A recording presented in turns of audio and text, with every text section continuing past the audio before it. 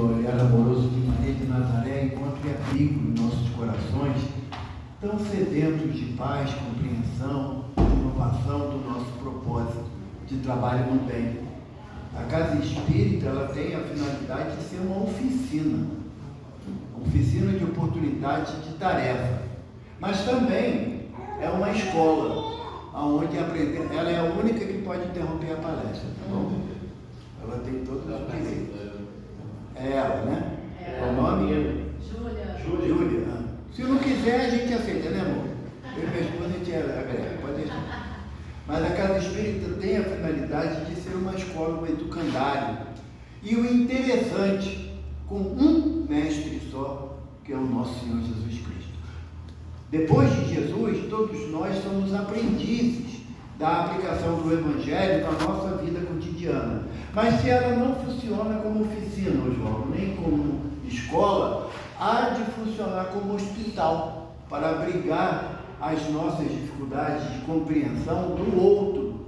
Não é querer compreender a vida, o sentido da vida, isso aí é um objetivo. Mas o nosso maior objetivo tem que ser a oportunidade da convivência um com o outro. Por isso que estamos instituídos numa casa espírita. E olha que aqui o Núcleo de Estudos Espírita leva o nome de um agregador, que é Chico Xavier. Mas para que eu, a minha esposa e minha filha não fiquemos com inveja, a nossa casa é Centro Espírita, a Casa do Caminho, Chico Xavier. Então, somos parentes pela proximidade. E como o Oswaldo leu ali um trecho de uma importância danada da prece, eu lembrei de uma prece que o Chico gostava muito, lembrava com muito carinho, e que era uma prece que o nosso irmão Osílio Zaru fazia às 18 horas. Vi minha mãe rezando aos pés da Virgem Maria. Era uma santa ouvindo o que a outra santa dizia. O Chico repetia essa prece com muita constância, porque ele sempre entendeu a figura materna como um ser diferenciado. E ele fala que a questão da mãe na terra é uma questão entre a mulher e Deus. Porque a mulher é capaz de vencer obstáculos que não se imagina em função de um filho, propondo aquele filho seguir a trajetória do bem. E mesmo quando o filho esquece o caminho do bem, transita pelo caminho do erro, ela é a única que não abandona. Quem tiver alguma dúvida, um domingo que esteja sem nenhum compromisso imediato, dá um pulo ali em Bangu, no complexo de Jericinópolis, que você vai ver uma fila quilométrica, aproximadamente umas 5.000 pessoas. 4.900 certamente serão mulheres que irão visitar os filhos, os maridos, os irmãos. Poucos de nós, homens, temos essa dedicação e essa doação de conseguir retirar do outro o melhor, no seu olhar, mas o melhor. Então, por isso que na casa que Chico é o orientador, a mulher e mãe tem um tratamento diferenciado, não porque ela é um ser especial, não. Chico já falou, e muitos de nós lembram, que a prece de uma mãe arromba as portas do céu. Por quê? No sentido de que a mãe pedirá não aquilo que satisfaça a sua vontade, mas o melhor para o filho, para o marido, para o irmão, para o pai, para a mãe. É esse sentimento. Quando a gente lembra de nossas mães, a minha já no plano espiritual há algumas décadas, e o quanto que faz falta aquela figura, que toda vez que eu chegava, ela botava a mãozinha no joelho e chegou, filhão. Então, o quanto dói, sabe, às vezes não ouvir, porque às vezes o telefone toca, mas a gente está muito ocupado para atender pelas diversas situações da nossa vida. Caminhar dentro do Evangelho de Jesus é um eterno abrir mão de si mesmo. A proposta do Mestre é essa: aquele que quiser vir após mim, negue a si mesmo, tome a tua cruz e siga-me. Então, seguir Jesus não é quem acha que vai ter um mar de tranquilidade, que não vai ter problema ou está escolhendo o caminho oposto disso.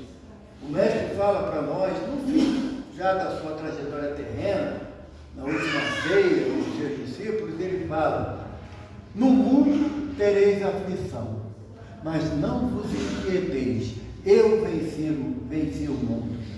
E a proposta do mestre é também a gente vencer o mundo, mas não vencer no mundo, conquistar as coisas do mundo material, que eu posso dar uma notícia que às vezes é aterradora, mas nós vamos morrer. Não tem como fugir disso, não.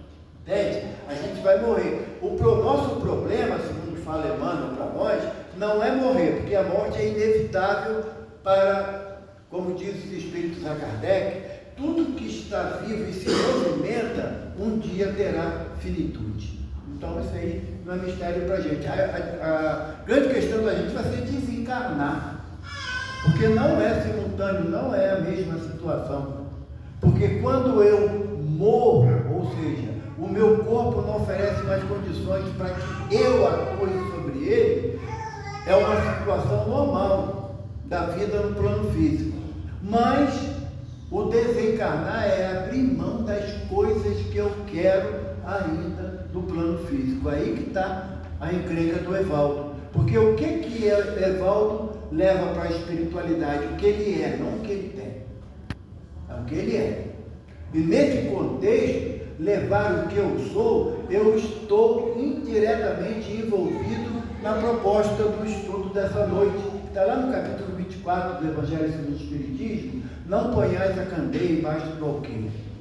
Estava assistindo hoje um estudo do Elahá, que aconteceu há 2 anos atrás, para um grupo espírita na Suíça, não, na Áustria. Lindo o estudo. E o Elahá fala justamente nesse contexto de não pôr a candeia embaixo do alqueire. A candeia era o lampião da época, né? E o alqueire era um móvel aonde, quando não estava em uso a lamparina, a lâmpada, a candeia, ela era colocada embaixo para evitar que alguém esbarrasse e causasse um acidente, um incêndio. Se você bota a candeia embaixo do alqueire, você, numa noite escura, você não vai iluminar. Avisa-nos o Elahá, um estudioso, um homem que dedicou a fazer a união da ciência com a religião de uma forma muito grande, muito consistente. Vendo que eu vou estar em tarefa em Maricá, senão eu estava aqui. A minha já falou: eu ouvi, vai nada, vai para Maricá comigo. Não tem nem chance, tem uma tarefa lá. Então, mas super vale a pena vir, vai ficar gravado, né? Que era 2 eu vou pedir o Chico para você já, tá? Porque aí a gente assiste depois, né? Porque é sempre necessário aprender. Mas colocar a candeia embaixo do alqueire está estabelecido no aspecto de você trazer a público o esclarecimento sobre o conceito da doutrina. Mas, eu gostei dessa colocação do Elahá, mas você saber em que momento vai levar esse esclarecimento. Vai adiantar alguém que ainda tem a dificuldade do alcoolismo, ele está embriagado, e você tentar provar para ele que o álcool não é uma boa opção? Não vai adiantar. Ele não está no momento de absorver aquela informação. A pessoa está exasperada, com raiva sobre determinado assunto, e você fala para a pessoa: Jesus disse, bem-aventurados os mansos, pois herdarão a terra. É o momento? Não. Então, o fato de você levar o esclarecimento ao outro, você tem que estar preparado para entender o momento do outro, e não simplesmente você estabelecer que você tem que esclarecer e, como era falado há um tempo atrás, doa quem doer, porque não é a verdade, não é a proposta do Evangelho. A proposta do Evangelho é você saber entender o momento do outro para trazer aquilo que poderá esclarecer o outro dentro da possibilidade de entendimento dele. Jesus dá uma definição de candeia e alqueire em outra linguagem, mas no meu entendimento, próximo daquilo que desejamos nos preocupar. Porque Jesus fala para nós assim: não deem coisas santas aos cães e nem pérolas aos porcos. Jesus está falando isso não é para menosprezar alguém. Ah, você está igual um porco, eu não vou te jogar pérola para você. Não, não é esse sentido. Não é o sentido do menosprezo. É o sentido do entendimento da capacidade de receber do outro. Você ter a análise se o outro está, naquele momento, em condições de receber o esclarecimento ou não. Ela está concordando. Não vai para fora não, pode ficar. Não, atrapalha não. Na nossa casa, eu falava aqui com o Oswaldo, temos um trabalho com o doutor Erma, e o doutor Erma diz o seguinte, que a casa que não tem criança é uma casa triste. Não se preocupa não. Tá? Eu já vi adulto roncando em palestra minha. Sabe? Então, criança é maravilha. Mas a proposta de Jesus, quando traz essa concepção de não jogar coisas santas aos cães nem pérolas aos porcos, é para que você analise se aquilo que você vai falar, o outro já tem condições de captar. Porque senão você vai desprezar a oportunidade do esclarecimento na medida. Isso não é menosprezo, isso é caridade. Isso é a prática da caridade. Estava certo dia acompanhando o sepultamento do corpo de uma amiga, e o marido, os dois espíritas, conhecedores da doutrina, trabalhando na casa espírita, e o marido, claro, triste. 47 anos de vida em comum, um retorno à espiritualidade, olha, não é um motivo de alegria. E alguém chegou perto dele, também, espírita, eu não acredito que você está com essa cara de sofredor. A morte não existe. É isso que é jogar pérolas aos porcos. É você não obter o entendimento daquela palavra, não vai auxiliar, ela não vai esclarecer. Em muitos casos, ela vai entristecer. Entristecer. O Chico falava, uma mãe que chegava perto dele, chorando pelo retorno do filho ao plano espiritual em qualquer situação. Ele falou, o que eu posso falar para essa mãe? De termos de consolo, de amparo. Não tem palavras. Basta você abraçar e chorar junto. Agora uma mãe chega na nossa casa para dizer da dor dela, do distanciamento do filho, do marido, do irmão, do pai, da mãe. A vida é assim, nascer, crescer, morrer, um dia renascer. Não, isso é falta de sensibilidade. E essa falta de sensibilidade, muitas das vezes, nos leva ao entendimento um pouco tortuoso da proposta do mestre. Nós estamos estudando o tópico 11, de 13 a 16 do capítulo 24, que é coragem da fé. Quando Kardec idealizou esse texto, porque esse capítulo não tem instrução dos espíritos, nem o capítulo 22 tem, nem o 23 tem, o também não, e o 25 também não. Por quê? São entendimentos, concepções de entendimento do senhor Allan Kardec, evidentemente amparado pelo Espírito de Verdade e por São Luís, que era o seu mentor. Mas a proposta de Kardec em trazer não é mais para validar. Olha só, ali na praça tem um grupo ali com um pau na mão e vai entrar aqui. Ele vai perguntar, quem aqui é espírita? Quem levantar a mão vai entrar na paulada. Não é mais necessária essa demonstração de coragem da fé, como no cristianismo nascente, não é? Que até a gente lembra do livro Ave Cristo, não sei quem leu. Quem não leu, eu indico para a leitura, que é um livro excepcional em termos de demonstração do que você vai fazer com a tua fé. Nesse livro tem o irmão Quinto Varro, que assumiu o nome de o seu mentor na introdução ao cristianismo, que era o irmão Corvino, Apio Corvino, e ele assumiu o nome como o irmão Corvino também. E Quinto Varro era de uma dedicação da prática do Evangelho a toda a prova. Mas ele morava na cidade de Lugdunense, hoje Lyon, na França, e ele servia à casa de um patrício romano e foi denunciado como cristão. E o patrício romano tinha verdadeira ojeriza aos cristãos. Então foi proposto a ele que ele abdicasse da fé cristã dele, e está ali, ó, não fugiu não. Ô papai, está ali, fugiu não. Você não avisa, né? O menino fica como? as duas mulheres da vida dele, sabe isso? Como é que vai ser? Da cidade de Lyon, na França, eles, que é considerado o berço dos mártires do cristianismo, foi lá em Lyon também, tinha um espírito chamado Rufus, que nós conhecemos a história dele bem de perto, com o nome de Eurípides Barçanufo, né? Então, nesse momento, quando o representante de César fala para o irmão Corvino, abdica do teu Cristo miserável nazareno, que leva todos os teus adeptos ao martírio no circo, abdica desse amor a ele e teu caso será resolvido. Ele falou com a serenidade daqueles que sabem para onde estão caminhando. Eu não posso abdicar daquilo que é minha essência. O meu corpo certamente poderá ser macerado por aqueles que não compreendem o amor do Cristo, mas a minha alma cantará louvor ao Senhor. A coragem não é. É um outro exemplo que eu acho mais forte, particularmente. Joana de Cusa. Joana, esposa de Cusa. Cusa era o intendente de Herodes para aquela região, riquíssimo.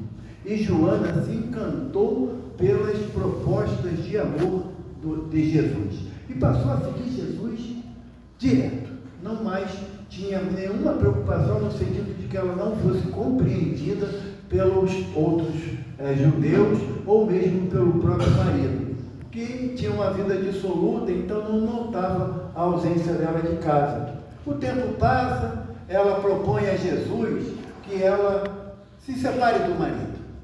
Se separe, tinha um filho, jovenzinho ainda, e ela deixaria o filho aos cuidados da ama para seguir o mestre. O mestre falou, não é essa a proposta. A proposta é que você caminhe ao lado do seu companheiro até quando ele quiser, no sentido da união dos dois. Porque se um não quer, dois não briga, não é? Então, se uma das duas partes não quer mais viver ao lado do outro, então é justo que cada um suga seu rumo. Mas abandonar em função de um conceito filosófico religioso, nenhuma doutrina dará isso como atitude correta. Passa o tempo, Jesus vai à cruz, retorna no domingo de Páscoa, segue a jornada dos cristãos. Joana resolve, de forma ostensiva, demonstrar sua fé no Evangelho e em Jesus. E chega um momento em que ela é presa pelos romanos, acusada de ser adepta da seita maldita. E ela, pelo julgamento, foi condenada à fogueira. E ela entende que era a forma de ela manifestar o amor a Jesus. Só que, no momento que ela foi presa, o filho dela, com 16 anos, também foi preso. E o filho, nenhuma, zero ligação com Jesus, com o cristianismo. E, sendo ela condenada à fogueira, evidentemente o filho também foi condenado à fogueira. Os dois amarrados no poste do suplício, que naquela época era comum usar o corpo dos cristãos para servir de lamparina, tocha humana acesa nos postes, iluminando as ruas da cidade. E o carrasco vira para ela e fala: mulher, abdica do teu Jesus e analisaremos a possibilidade de suspender a execução. O filho gritou logo do lado: mãe, é só tu falar que não quer mais saber de Jesus nenhum, mãe. Ela olhou para o filho e falou: não posso. Abdicar do meu amor a Jesus é abdicar da minha capacidade de amar, de entender, de compreender a fraqueza do outro. Mãe, mas eu vou morrer junto com você. Ela falou: não, meu filho, nós iremos entregar a nossa alma ao Cristo redivivo. Ele não morreu, ele provou para a gente que a morte não existe. Aí o filho grita: mãe, é assim que tu me amas? Tu que me deu o ser, tu vai deixar que eu pereça na labareda do fogo? Filho, as nossas vidas foram dadas pelo Pai, por Deus. E ninguém tem autoridade para tirá-la. Aí o soldado ficou indignado. Tu só aprendeste a ser covarde desse jeito com esse teu Jesus? Ela respondeu: não, eu ele também me ensinou a te amar. E o fogo foi aceso. E ela e o filho pereceram. Precisamos mais desse tipo de coragem na nossa trajetória. Você provar pela coragem extrema que você ama a Jesus, que a doutrina espírita é a doutrina, o Consolador prometido pelo Mestre, que iria relembrar o cristianismo nascente e tirar o véu daquilo que você não compreende ainda. Será que a gente ainda precisa desses exemplos de coragem e de fé? Não. Não. Porque dar a vida por amor a Jesus, temos na história inúmeros mártires que fizeram isso. Inúmeros. Não foi o suficiente para o Evaldo mudar o conceito dele de vida. Até que chegasse em algum momento na trajetória desse espírito que se chama Evaldo, de começar a entender que ele precisa mudar o seu comportamento. E quando começamos a mudar o comportamento, aí vem lá, Mateus capítulo 10, versículo 32 ao 33.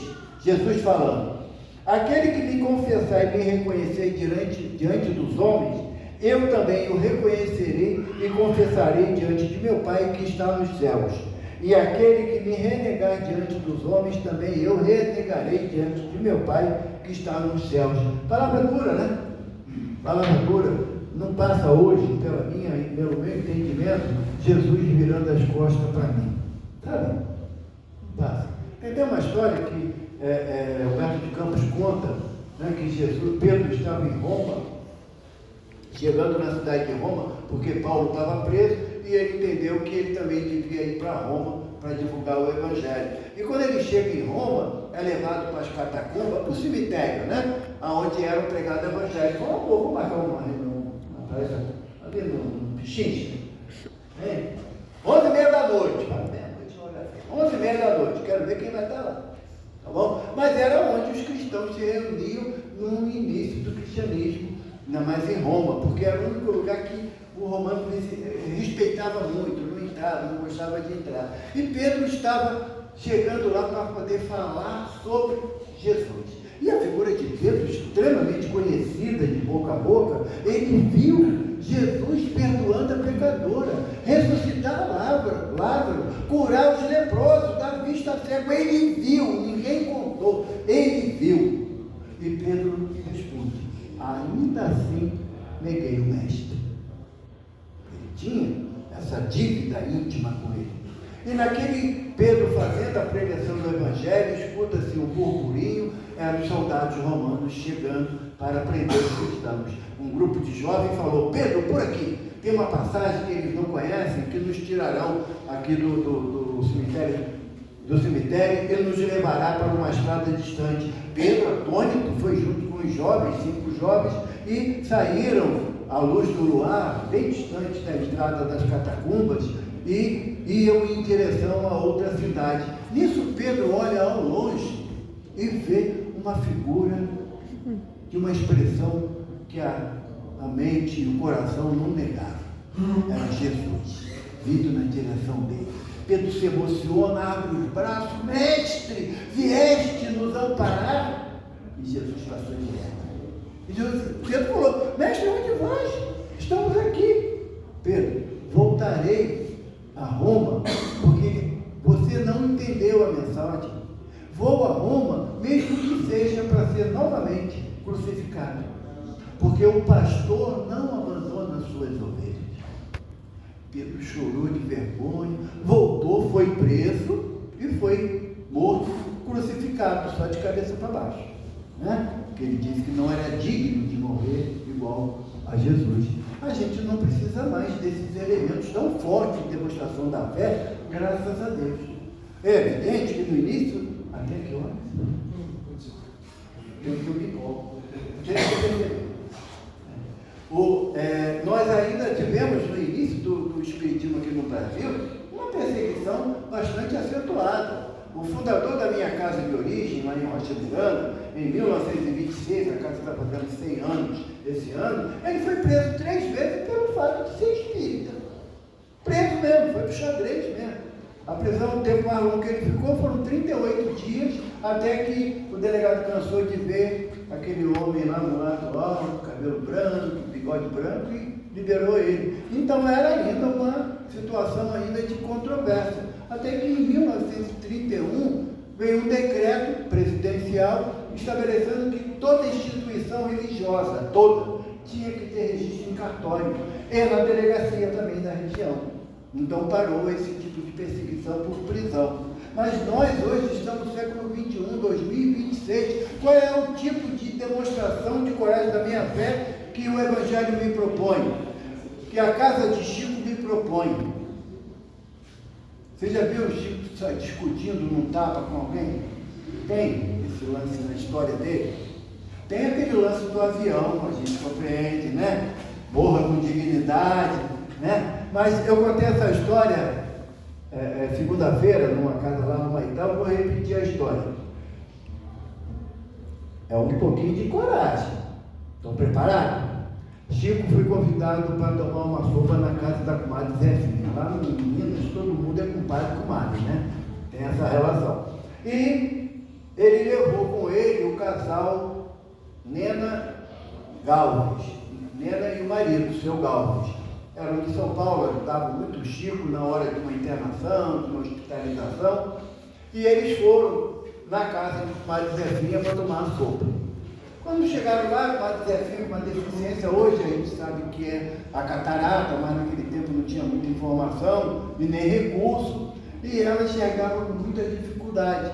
E ela falou: "Ah, Chico, a sopa está quentinha, eu deixei ele no fogão de lenha esperando você." E aí sentaram em torno da mesa, ela trouxe a tigela com sopa, cada um se serviu à vontade, e o Chico falando, conversando, Seu nome? Aí, Fátima, Chico olha para o prato, o que ele vê na borda do prato? Uma baratinha. Aquela baratinha pequenininha. E o Chico pegava o garfo, assim, a ponta da colher, né, do cabo, e empurrava a baratinha para lá. A baratinha ficava um pouquinho e voltava para o mesmo lugar. Aí o Chico se interdeu na conversa, começa bem, não sei o quê. Quando acabou a sopa, ele virou para o Galvez e falou assim: "Galvez, tu viu a barata voando?" Ao Galvez: "Não, Chico. Meu Deus, comia barata junto. Mas se estava na sopa, é sopa. Você não vai falar nada? Deus me livre, ela me atendeu com tanto carinho, não tem direito de falar isso para ela e entristecer ela." Mesmo de uma forma um pouco diferente, mas é uma coragem da fé. É você ter certeza que a barata não vai te fazer mal, como não fez, né? Ele desencarnou de um idoso mesmo, não porque comeu uma barata. Entende? Então, muitas atitudes hoje em dia que a gente enfrenta na nossa jornada, e quando Jesus fala: "Aquele que me confessar e me reconhecer", o que Jesus está falando? Não é você sair, chegar ali na praça e começar a gritar: "Jesus é o Rei, Senhor e Salvador, aquele que crê no seu sangue justo e bom estará salvo." Mentira! Mentira! O Elahá fala disso no final desse vídeo. A proposta de Jesus para mim não é que o seu sangue me salvará. Não é. Que o seu nome é santo e me tirará das mãos do caramunhão, do ronque-fuça, do diabo, do Satanás. A doutrina esclarece que não existe esse personagem. Mas a coragem da fé é você fazer valer os ensinos que você traz no teu coração no Evangelho. É aquela vontade de você responder, de você agir com a mesma violência que estão agindo com você, e você se cala, porque você não é mais aquela pessoa do revide, da agressão pela agressão, ou do bateu, levou. Não é mais para você isso. Isso não te satisfaz mais. Não. Minha esposa e minha filha sabem, a maior dificuldade para mim é o trânsito, porque aqui já vai pagar uma bênção, né? Funciona tudo. Você anda com a maravilha, não para por nada. Vindo para cá, eu me livrei de duas batidas vindo para cá, né? Ou um pouco por displicência minha e um pouco pela ação intempestiva do outro.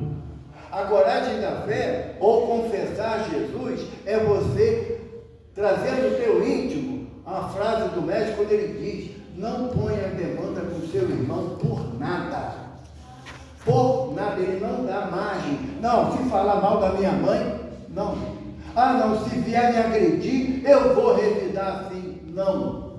Não. Porque o apaziguamento que Jesus nos propõe, sabe? Bem-aventurados os pacificadores. Bem-aventurados os pacíficos. A proposta do mestre é de pacificação íntima. Tenta um teste. Alguém chega perto de você, lhe acusando de alguma coisa com forma raivosa.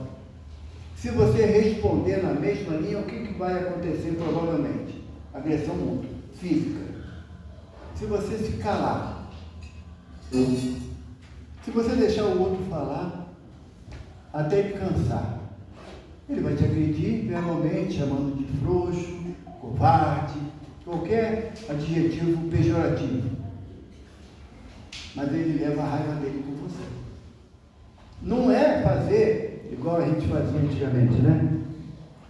Alguém fala um monte de barbaridade, a gente não consegue responder. Aí 2 horas depois, eu devia ter falado isso. Você ainda está no ambiente da briga. Então você não está confessando nem reconhecendo Jesus. Porque ele diz o quê? Os meus discípulos serão conhecidos por muito se amarem. Não se agredirem. A proposta de você mudar o teu comportamento com a coragem da fé é você deixar o homem velho no passado. Tem um irmão, pastor evangélico, eu gosto de escutar muitas pregações dele. Ele diz o seguinte, que os nossos irmãos protestantes, eles são batizados na água, não é? A partir dos 12 anos de idade, eles são batizados na água. E ele disse que quando ele foi batizado, a ideia é que o homem velho tenha sido afogado, ali, onde ele foi batizado. Ele falou, mas tu não sabe que tem hora que o bicho quer ressuscitar e eu tenho que afundar ele na água de novo? É uma luta permanente nossa, para testar a coragem da nossa fé, sabe? Porque a gente já fala assim, eu lembrei da barata, por isso que a gente fala assim, eu não tenho sangue de barata, não é? Homem que é homem não leva desaforo para casa. Temos que mudar essa cultura. Ou então, eu também tenho que ter a hombridade de abrir mão da possibilidade de alcançar um dia um plano de regeneração. Que plano de regeneração não vai ser feito por terremoto, por maremoto, por vulcão, não. Não vai ser assim, não. O plano de regeneração será implantado quando o Evaldo começar a regenerar as propostas dele de convivência com a sociedade que ele está inserido. Jesus provou isso para a gente em todos os momentos da sua caminhada. Aí no outro parágrafo, Lucas fala assim para a gente, se alguém se envergonhar de mim, das minhas palavras, o Filho do Homem também dele se envergonhará quando vier na sua glória e na do seu Pai e dos seus santos anjos. Jesus está falando, quando você se envergonha de assumir a sua condição de cristão, porque ser cristão é andar com Cristo, não é falar de boca para fora, não, eu sou cristão, eu sou espírita cristão, mas não tem outro tipo de espírito, porque Kardec fala que o verdadeiro espírito, o verdadeiro cristão é a mesma coisa. Então, se você diz que você é espírita, está intrinsecamente estabelecido que também você segue as orientações do Evangelho do nosso Senhor Jesus Cristo. Quando Jesus diz que se você se envergonhar dele, o que quer dizer isso? Quando Jesus fala assim, se teu irmão te injuria, te calunia, deseja o seu mal, o que você acha que o Evangelho propõe? Enfia a mão na cara dele ou ora por ele? Se eu orar por ele, quando eu não faço essa oração, eu estou querendo esbofetear e eu estou envergonhando o meu entendimento do Evangelho. Ah, mas Jesus vai se envergonhar de mim? Não, isso é figura de retórica. Porque Jesus é um Cristo. Sabe o que quer dizer um Cristo? Não é mais homem, não. Ele está na escala ascendente inimaginável para nós.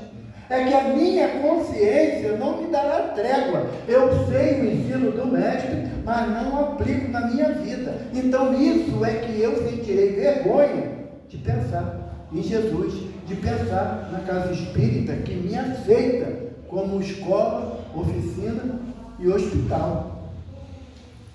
Mais à frente, o seu Kardec fala para a gente, lá no item 18, pois bem ditosos sereis, olha só que maravilha, quando os homens vos odiarem e separarem, quando vos tratarem injuriosamente, quando repelirem como mal o vosso nome por causa do Filho do Homem.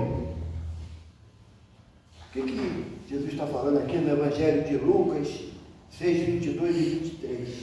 O que Jesus está falando aqui? Quando diante de uma situação que você sabe que você tem que aplicar o Evangelho no teu entendimento, e você escuta assim, agora, é fanático, tá? Pode contar com ele para nada, é uma vergonha, e dependendo do caso, é a ovelha negra da família. Na minha família biológica, meus irmãos, eu sou o único espírita. Eu tenho um irmão que é pastor e um sobrinho que é pastor. Onde vocês acham que eu vou depois que eu desencarnar na opinião dele? Título do inferno. Eu falei para ele, sabe qual é a minha alegria? Que o Deus a quem busco servir não é esse Deus que joga o filho no inferno. Porque é Jesus quem me afirma, sabe? Se teu filho te pede um pão, você não dá uma pedra. Se pede um peixe, você não dá uma serpente. Sendo maus, do jeito que sois, sabeis dar coisas boas aos vossos filhos, imagina o Pai que está no céu. Então, o Deus que Jesus me apresenta é um Deus de amor imensurável, incompreensível ainda. Ele não vai me jogar no inferno porque eu converso com o Espírito. E eu também não me considero estranho por isso. Porque se você pega o Evangelho do Mestre, Atos dos Apóstolos, você vai ver inúmeros momentos onde os discípulos conversam com as entidades espirituais em Corinto, como Paulo afirma na primeira epístola de Paulo. A conversa com o plano espiritual era assintose permanente, ou seja, não tinha nada obscuro, sabe? Fecha a janela, vamos ter a manifestação mediúnica agora, ninguém pode saber. Não, a espiritualidade interage conosco, que nem Kardec fala para a gente lá no Livro dos Médios, que o plano espiritual se acotovela com o plano material. Ou seja, estamos aqui nesse momento com uma infinidade de espíritos que não respeitam a limitação da parede. Para a espiritualidade, Oswaldo, do outro lado do muro não é a casa de um vizinho, é um campo onde vários irmãos são abrigados para serem tratados. Então, quando você for achincalhado, enxovalhado, porque você decidiu seguir o Evangelho na tua jornada, o caminho é esse. Porque se a gente recordar, Barrabás, ele foi beneficiado pela nossa escolha, em detrimento de Jesus. Mas quem é que ressuscitou e até hoje luta para que nós vençamos as nossas dificuldades? É aquele homem que conhecemos como Barrabás ou aquele homem que conhecemos como Jesus de Nazaré? Seguir o Evangelho do Mestre, eu gosto muito de uma afirmação do Raul Teixeira. Raul Teixeira fala que ser espírita é para quem aguenta. E é uma realidade. Por quê? Porque tem hora que eu sei que eu fico insuportável nas minhas escolhas e decisões. Mas eu também só tenho eu para sobreviver comigo. Porque a hora que eu desagradar muito minha esposa, ou ela muda de quarto, ou eu mudo de casa. Não é assim não, né? Das minhas filhas também. Mas eu não posso me separar de mim mesmo. Nem pela loucura. E nem pelo processo obsessivo, eu não me separo de mim mesmo. Então a proposta de vencer, de coragem da minha fé, está estabelecida em eu vencer a eu mesmo. Gosto sempre de lembrar de Calil Gibran Calil, poeta libanês, já desencarnado. Ele, estudando o Evangelho de Jesus, ele chegou a uma conclusão. O divino mandou amar os inimigos. Resolvi obedecer. Comecei a amar a mim mesmo. Porque o maior inimigo da minha felicidade não é o outro. Não. Se o espírita hoje, no século XXI, ainda entender que tem um grupo de espíritos que desejam a minha perdição, as minhas quedas morais, eu ainda não estudo Kardec. Eu não estudo Kardec. Eu não compreendo o Evangelho de Jesus como sendo um elemento de libertação. Eu não entendo. E se eu não entendo, eu vou envergonhar. Eu vou sentir vergonha de ser espírita, eu vou sentir vergonha de estudar a doutrina espírita na casa espírita, porque eu tenho que aplicar na minha caminhada. O único indivíduo nesse planeta de 8 bilhões de espíritos que eu posso mudar é a mim mesmo, mais ninguém. Nem as filhas, os netos, neto então é uma encrenca, mas eu não consigo mudar o caminho de nenhum deles. Eu tenho que, pelo exemplo, eu mostrar o caminho certo. Porque sempre lembro do livro Entre a Terra e o Céu, Clarencio, numa situação de um processo obsessivo, pelo ciúme, não é? Clarencio diz que vai chamar a irmã Lucila. Aí André Luiz fala assim, mas o senhor é ministro, meu celular não dá para resolver. Ele, André, o conhecimento esclarece, mas só o amor transforma. E se eu tenho a capacidade de amar ao próximo, a condição é amar o próximo como a mim mesmo. Então eu tenho que modificar as minhas atitudes, mesmo que eu tenha que enfrentar essa mudança com coragem, com determinação, que tem hora que a gente chora de raiva da gente mesmo, porque podia ter feito como fazia antigamente. Eu gosto de lembrar, eu falei isso também essa semana, né, irmão? Vou falar de novo, tá bom?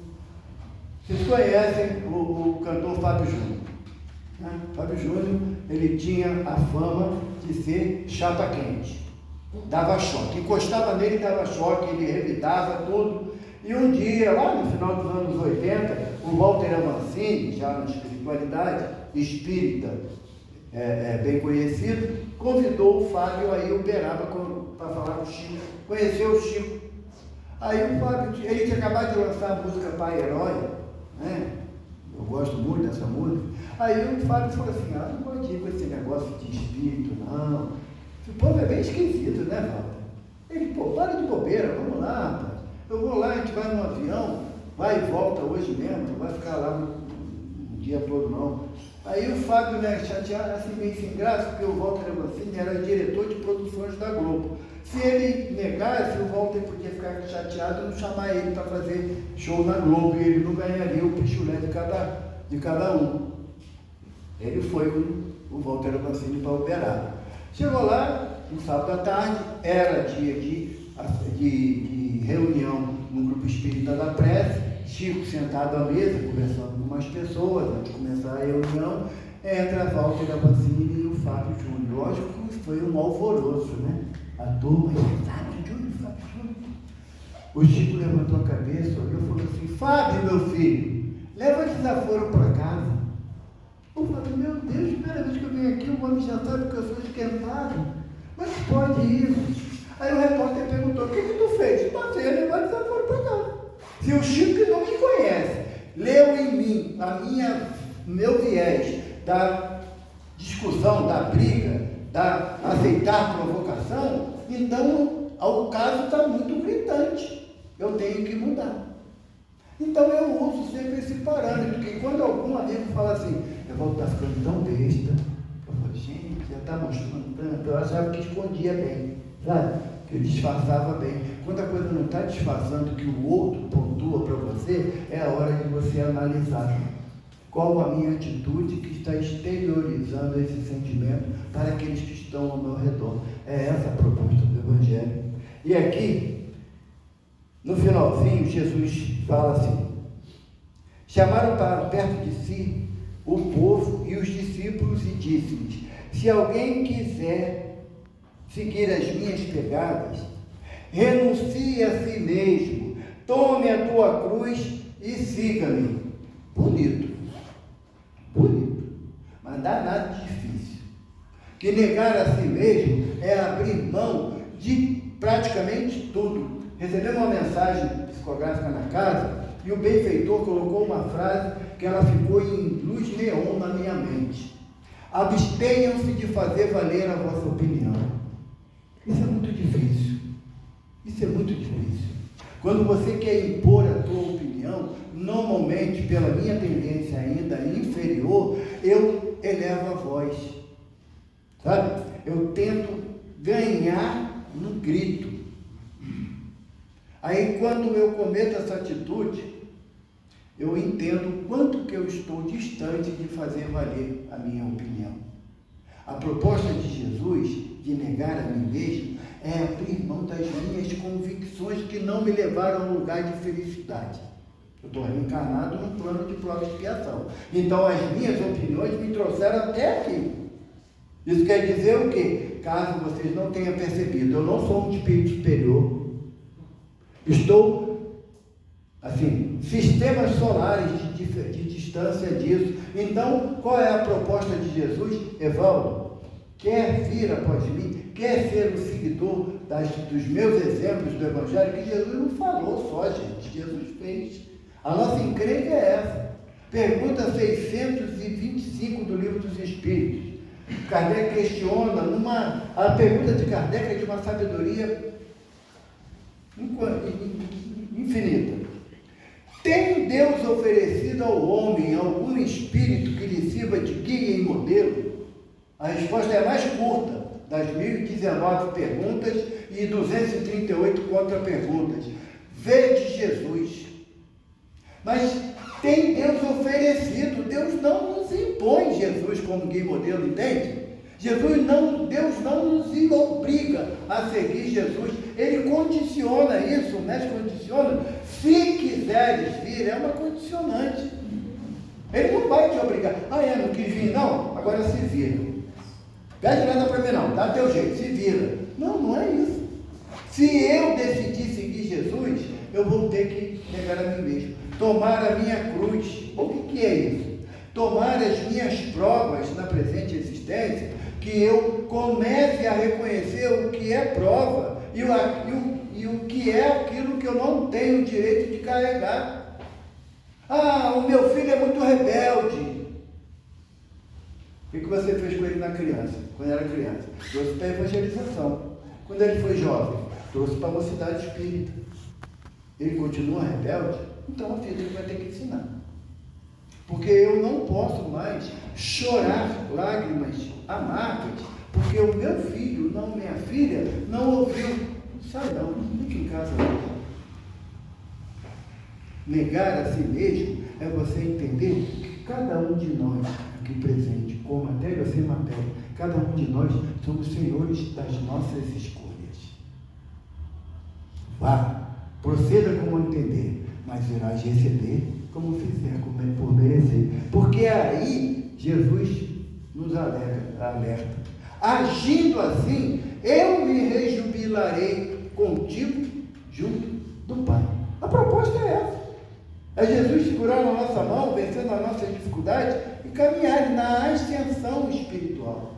Porque hoje a gente ainda acredita, ainda tem a necessidade, muitos de nós, de acreditar que Deus pune. É um absurdo. Deus não castiga. Deus é a infinita demonstração do amor. O que é isso? Não tem a menor ideia. Não tem a menor ideia. Questão número 1 do Livro dos Espíritos, que é Deus. Inteligência suprema, causa primária de todas as coisas. Eu estou com 67 anos, eu não consegui definir ainda essas duas expressões simbolizando o que é Deus. Porque eu não tenho ideia do que é inteligência suprema, eu sou limitado. Mínima ideia de causa primária de todas as coisas, porque eu ainda estou na fase do átomo. A ciência já avançou em muito para a menor partícula de matéria, mas eu ainda estou na fase do átomo. Então o meu entendimento é muito limitado ainda. Por isso, eu preciso, primeiro, aplicar o Evangelho de Jesus na minha caminhada, que eu vou dar para mim uma demonstração de coragem, porque eu estarei vencendo a mim mesmo. Graças a Deus.